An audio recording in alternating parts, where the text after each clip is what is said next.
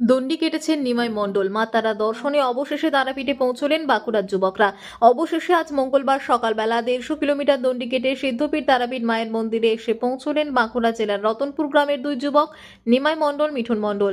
বাঁকুড়া থেকে দণ্ডি কেটে মা তারার উদ্দেশ্যে রওনা দিয়েছিলেন নিমাই মণ্ডল। তার পাশে বন্ধু মিঠুন মণ্ডল সাইকেলে করে সমস্ত সামগ্রী ও প্রয়োজনীয় জিনিস সঙ্গে নিয়ে চলেছেন। আরও বেশ কয়েকজন বন্ধুই যাত্রায় সহযোগিতা করেছেন। তবে দণ্ডি কেটে এই মানত পূর্ণ করেন শুধুমাত্র নিমাই মণ্ডল ও তার ঘনিষ্ঠ বন্ধু মিঠুন মণ্ডল।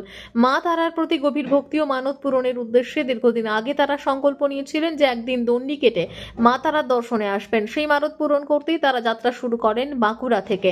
প্রতিদিন প্রায় 5 কিলোমিটার করে এগিয়ে এসে অবশেষে আজ তারা মা তারার পবিত্র গর্ভগৃহে প্রবেশ করেন। তারাপীঠ মন্দিরে পৌঁছে তারা ভক্তি ভরে মা তারার দর্শন করেন, জানান প্রণাম। মা তারা যেন সকলের মঙ্গল করেন, সকলকে সুস্থ রাখেন, এই প্রার্থনাই করেন তারা। নিমাই মণ্ডল বলেন, 2022 সালে প্রথমবার মা তারার কাছে এসে আমি প্রতিজ্ঞা করেছিলাম একদিন নিজের মানত রক্ষা করে দণ্ডি কেটে দর্শনে আসব। আজ সেই স্বপ্ন পূরণ হয়েছে। পথে অসংখ্য সাধারণ মানুষ তাদের দেখে প্রণাম করেছেন। কেউ কেউ সাহায্যের হাত বাড়িয়ে দিয়েছেন, কেউ দিয়েছেন খাবার বা অর্থ। সেই ভালোবাসাকেই অভিভূত এই দুই যুবক। তারা বলেন, আমরা ভাবতে পারিনি পথের মানুষ আমাদের এতটা ভালোবাসবে। ভালোবাসা, মায়ের আশীর্বাদ দুটোই আমাদের সবচেয়ে বড় প্রাপ্তি। অবশেষে আজ ভোরে মা তারার গর্ভগৃহে পৌঁছে দণ্ডি কেটে দর্শন ও প্রণাম করে তারা জানালেন মা তারা যেন সবাইকে ভালো রাখেন, তাদের এটাই একমাত্র প্রার্থনা।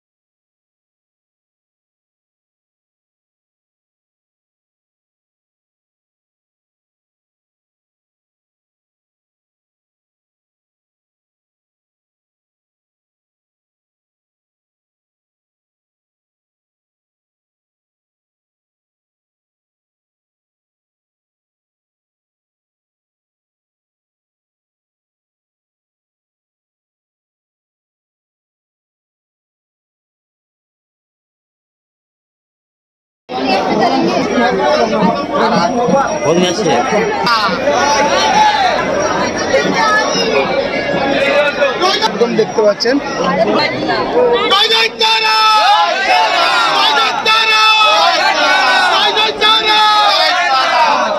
কিছু